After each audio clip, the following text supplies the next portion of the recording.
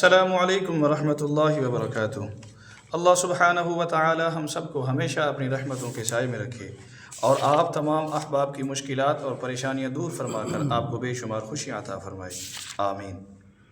آج ہم نے ایک مرتبہ پھر حضرت مولانا محمد عابد مدنی صاحب دامت برکاتہم العالیہ کو مدعو کیا ہے۔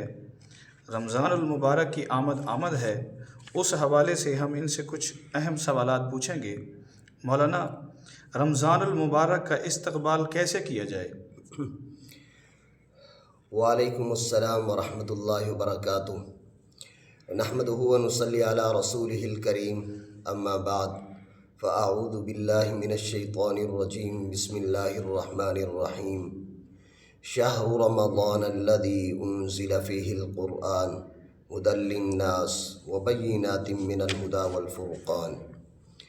وقال النبی صلی اللہ تعالی علیہ وسلم: اللہم بارک لنا فی رجب وشعبان وبلغنا رمضان، او کما قال النبی صلی اللہ تعالی علیہ وسلم۔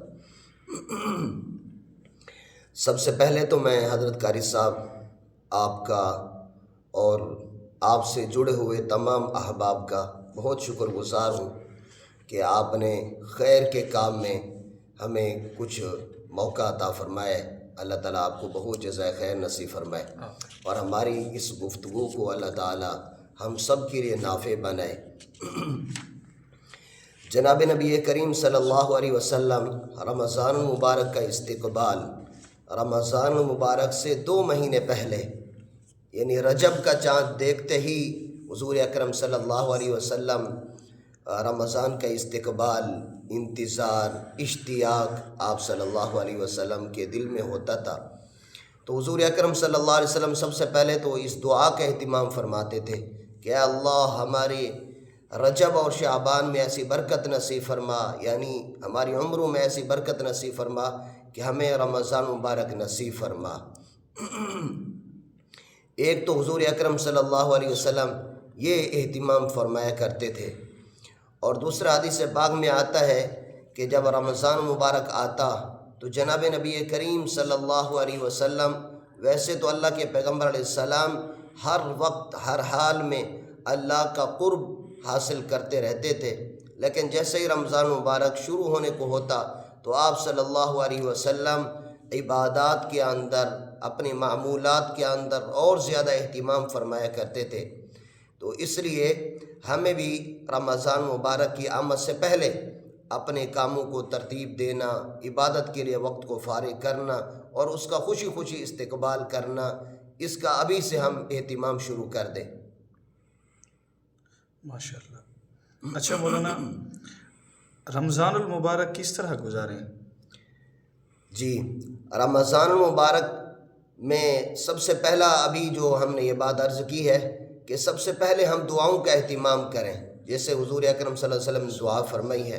اب اس دعا کے اندر اللہم بارک لنا فی رجب و شعبان، اس دعا کے اندر بظاہر بلکہ حقیقت کے اندر بھی یہ بات ہمیں ملتی ہے کہ اگر کوئی آدمی اپنی عمر کی برکت کے لیے دعا مانگے اس نیت اور جذبے کے ساتھ کہ اللہ مجھے اچھی برکت والی عمر نصیب فرما تاکہ میں خیر کے کام کر سکوں، تو یہ بھی جائز ہے، بلکہ مستحب ہے اور حضور اکرم صلی اللہ علیہ وسلم کی سنت ہے۔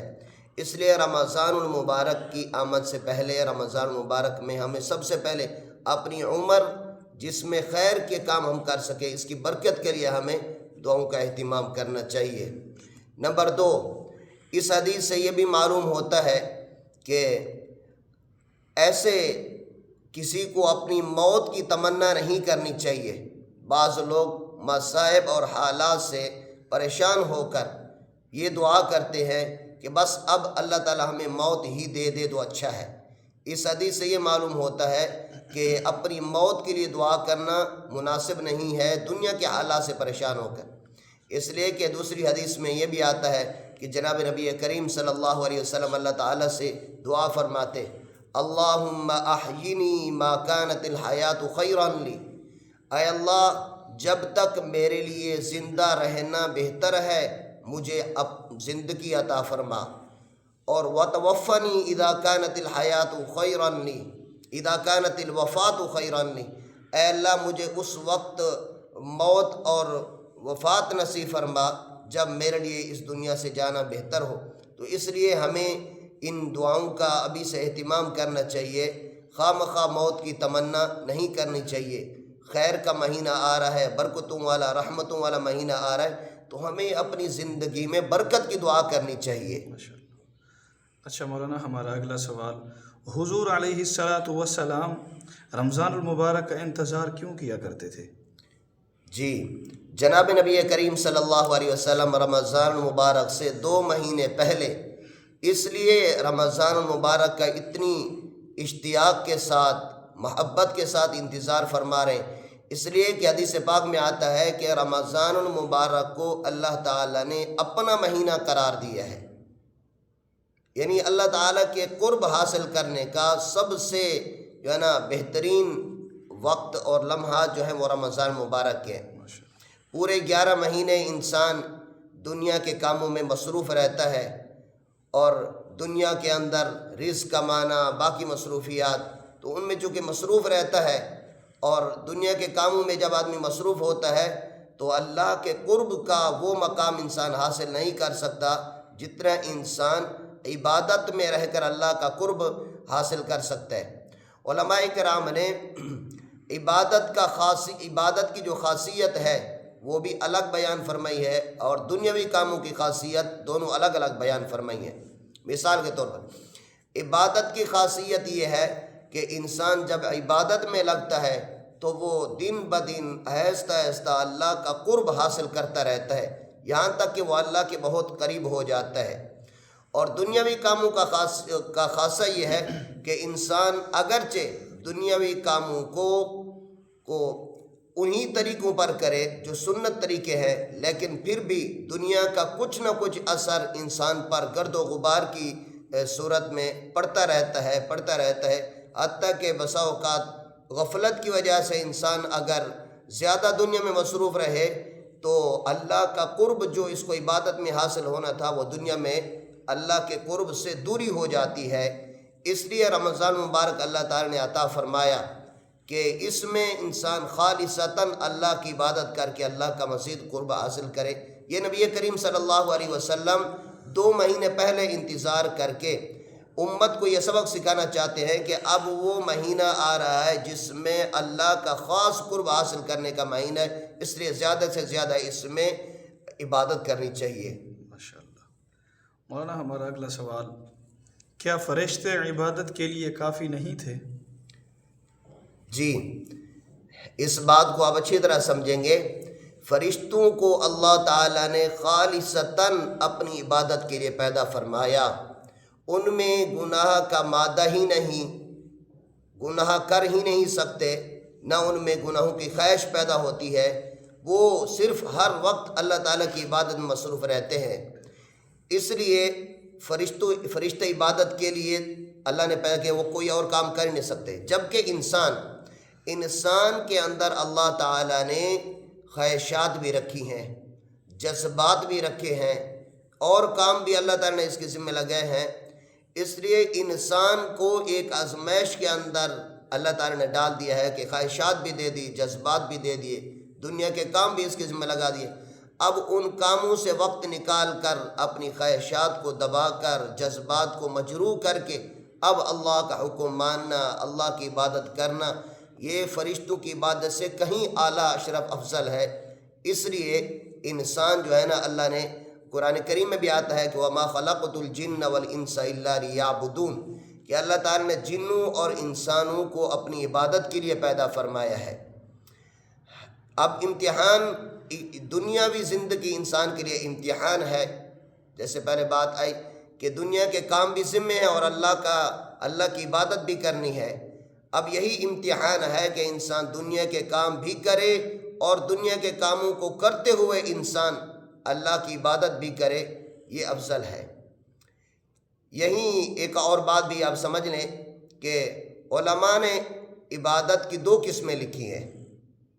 ایک وہ عبادت جو براہ راست خالصتاً عبادت ہے، نمبر 2 ایک وہ عبادت ہے جو بالواسطہ عبادت ہے، براہ راست نہیں ہے۔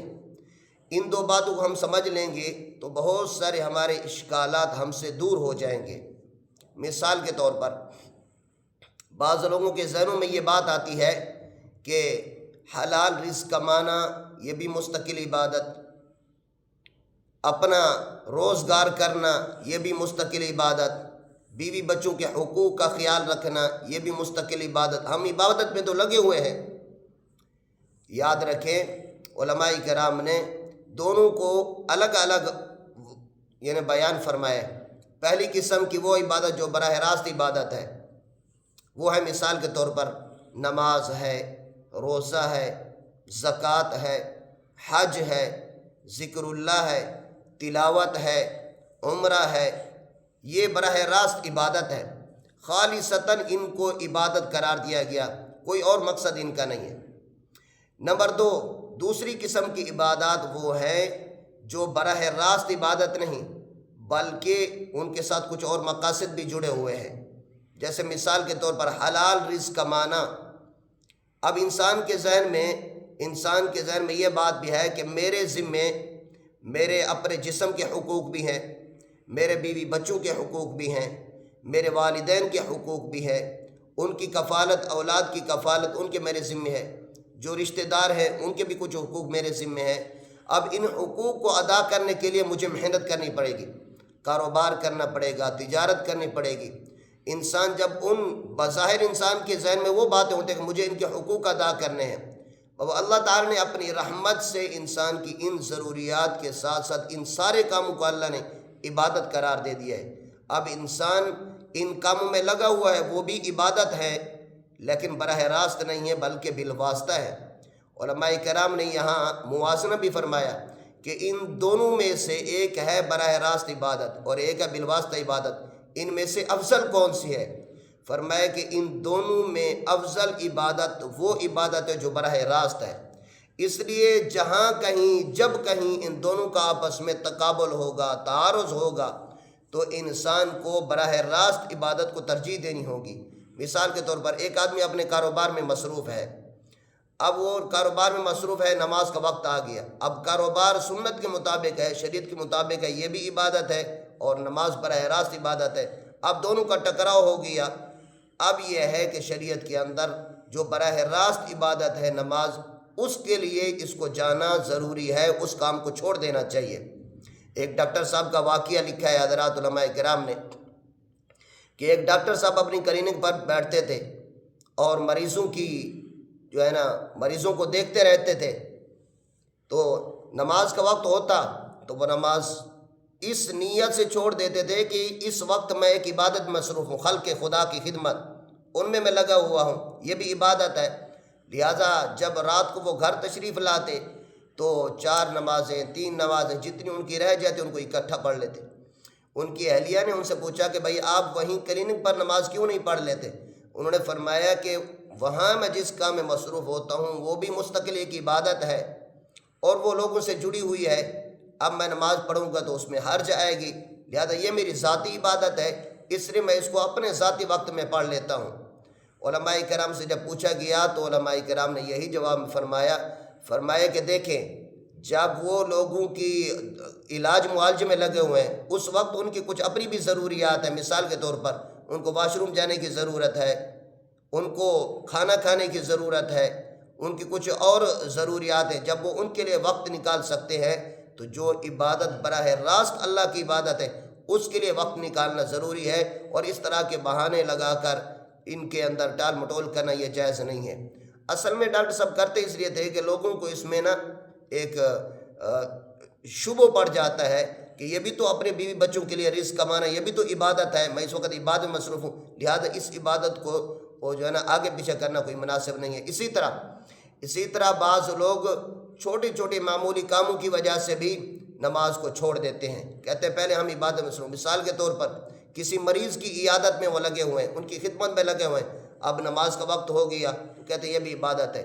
جنازے کے لیے جا رہے ہیں، اب جنازے کے لیے جانا بھی عبادت ہے، تو اپنی جو فرض نماز ہے اس کو چھوڑ دیتے ہیں۔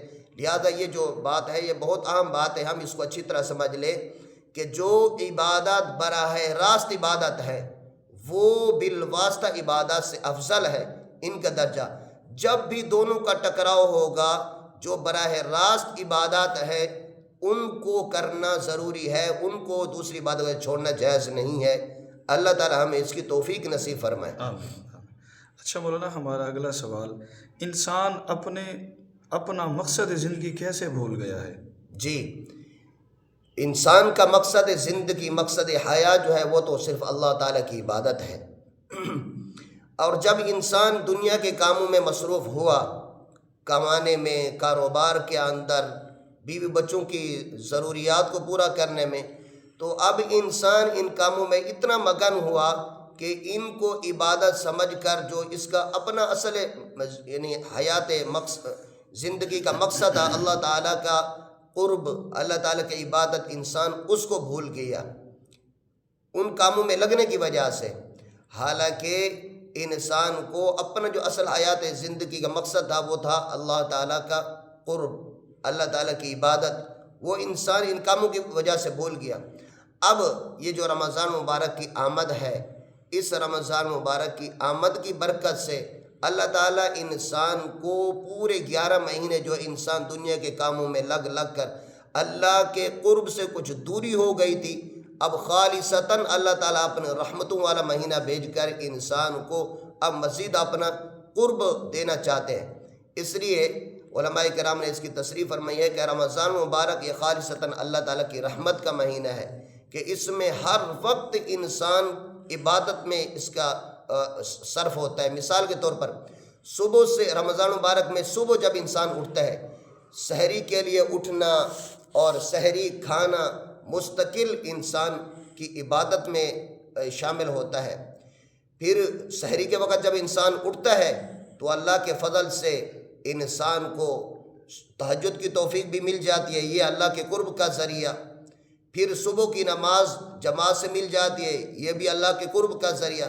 پھر انسان روزے کے ساتھ شام تک جب بھوکا پیاسا رہتا ہے، تو اب جب انسان بھوکا پیاسا رہتا ہے، اب زیادہ پورے سال میں کھانے کی وجہ سے جو ایک مادیت اس پر غالب رہتی ہے، یہ بھوکا رہنے کی وجہ سے خواہشات اس کی جب ٹوٹتی ہے، خواہشات ٹوٹنے کی وجہ سے محض اللہ کی محبت میں جب انسان کچھ نہیں کھاتا تو اس کا ایک ایک لمحہ اللہ کے قرب کا ذریعہ بنتا ہے. پھر حدیث پاک میں یہ بھی آتا ہے کہ رمضان المبارک میں روزے دار آدمی کے لیے مچھلیاں دریاؤں کے اندر مچھلیاں اور بلیوں میں رہنے والی چیونٹیوں تک انسان کی مغفرت کے لیے دعا کرتی ہیں. اور پوری انسان جب بھی دعا کے لیے ہاتھ اٹھاتا ہے تو فوراً اس کی دعائیں قبول کی جاتی ہیں. اور عصر سے عشاء تک، عصر کے بعد افطاری تک یہ خاص وقت ہوتا ہے. حدیث پاک میں یہ آتا ہے کہ روزانہ افطاری کے وقت انسان کی ایک دعا قبول کی جاتی ہے، فرشتے اس پر آمین کہتے ہیں. تو یہ ساری بات پھر انسان جب روزہ افطار کرتا ہے، روزہ افطار کرنا پھر یہ مستقل عبادت، یہ اللہ کا قرب حاصل ہوتا ہے.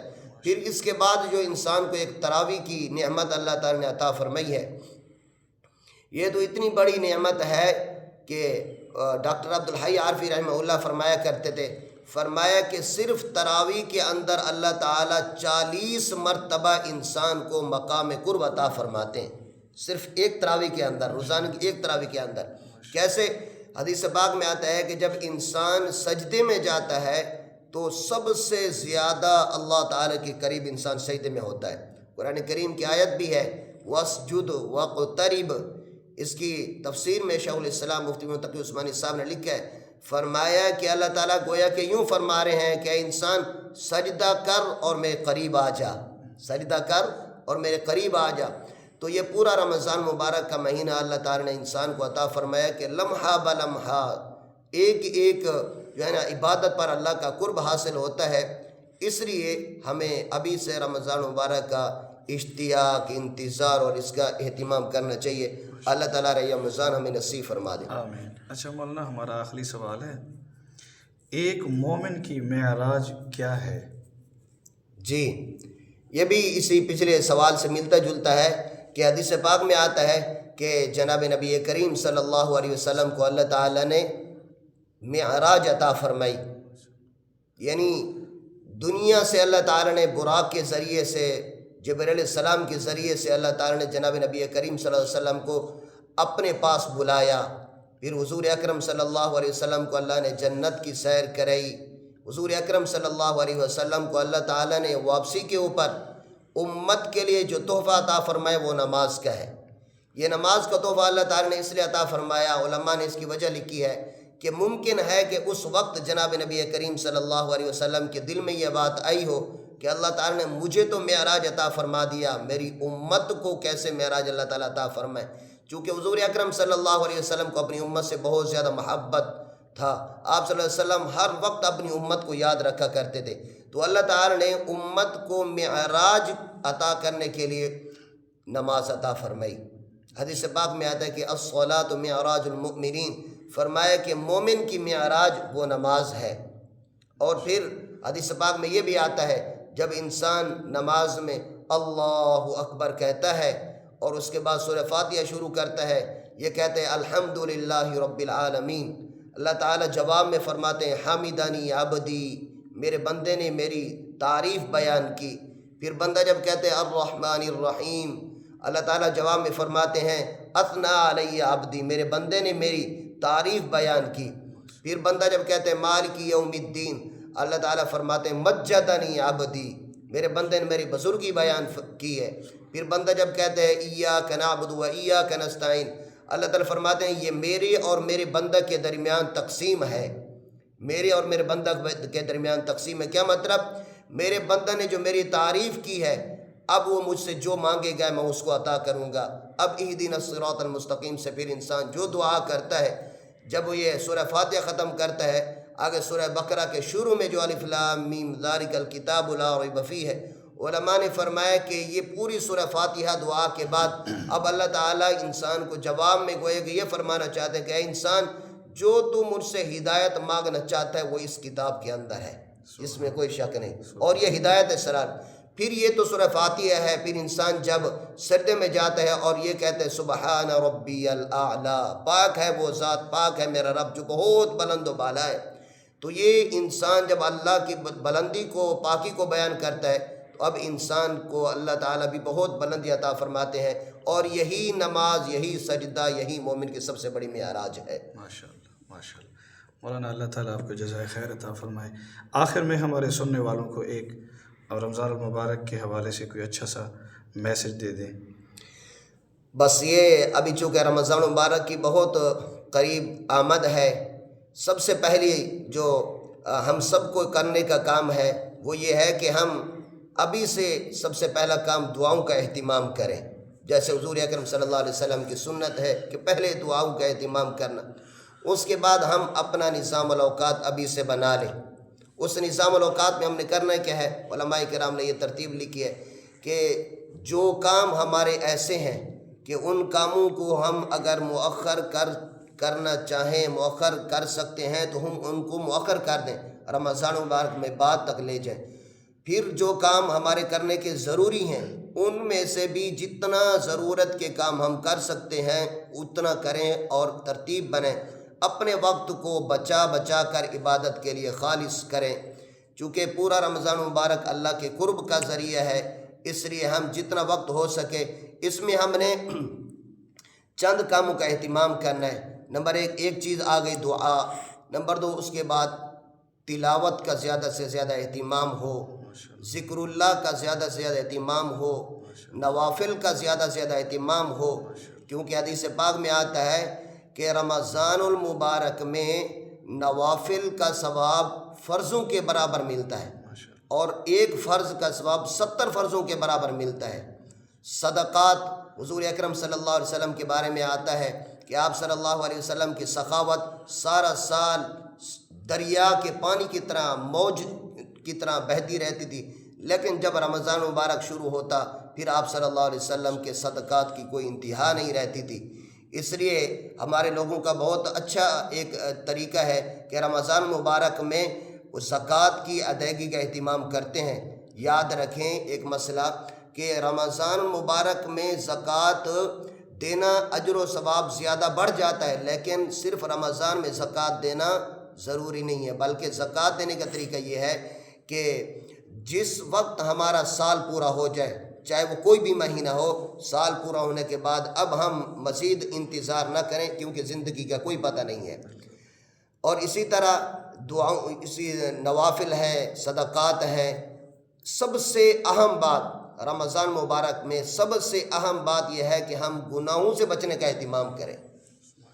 ہاں، اس لیے کہ روزہ فقط کھانا پینا چھوڑنے کا نام نہیں ہے۔ کھانا پینا تو ہم نے حلال چیزیں ویسے چھوڑ دی ہیں، اب بچنے کے، یہ تو ایک ٹریننگ کا مہینہ ہے، بچنا اس میں جو ہے وہ گناہوں کے کام ہے، گناہوں کے کاموں سے بچنا۔ حدیث پاک میں آتا ہے، جناب نبی کریم صلی اللہ علیہ وسلم نے فرمایا کہ کچھ روزہ دار ایسے ہیں جن کو سوائے بھوکا پیاسا رہنے کے کچھ حاصل نہیں ہوتا، اور کچھ شب بیدار ایسے ہیں جن کو سوائے تھکاوٹ کے کچھ حاصل نہیں ہوتا۔ اس کی وجہ یہ ہے کہ گناہ، روزہ تو رکھ لیا، کھانا پینا تو چھوڑ دیا، لیکن گناہ نہیں چھوڑے۔ ایک عورت، دو عورتوں کا واقعہ بھی آتا ہے کہ ان کو لایا گیا نبی کریم صلی اللہ علیہ وسلم کی خدمت میں کہ انہوں نے روزہ رکھا ہے، اب ان کی حالت بہت نازک ہو گئی ہے۔ جناب نبی کریم صلی اللہ علیہ وسلم نے پیالہ منگوایا اور فرمایا کہ اس کے اندر قے کرو۔ جب انہوں نے قے کیا تو گوشت کے لوتھڑے نکلے۔ حضور اکرم صلی اللہ علیہ وسلم نے فرمایا کہ انہوں نے گوشت کھایا ہے۔ ان عورتوں نے کہا کہ ہم تو روزے کی حالت میں تھے، ہم نے کیسے کھایا ہے؟ فرمایا کہ تم نے کسی مسلمان کی آبرو ریزی کی ہے، غیبت کی ہے۔ اس لیے سب سے بڑا پیغام ہم سب کے لیے یہ ہے کہ ہم گناہوں سے بچنے کا اہتمام کریں۔ روزہ جو ہے وہ سر کی آنکھوں سے لے کر پاؤں کے ناخن تک ہر چیز کا روزہ ہوتا ہے۔ اللہ تعالی ہمیں رمضان مبارک نصیب فرمائے اور ان تمام باتوں پر عمل کرنے کی توفیق نصیب فرما دیں۔ وآخر دعوانا ان الحمد للہ رب العالمین۔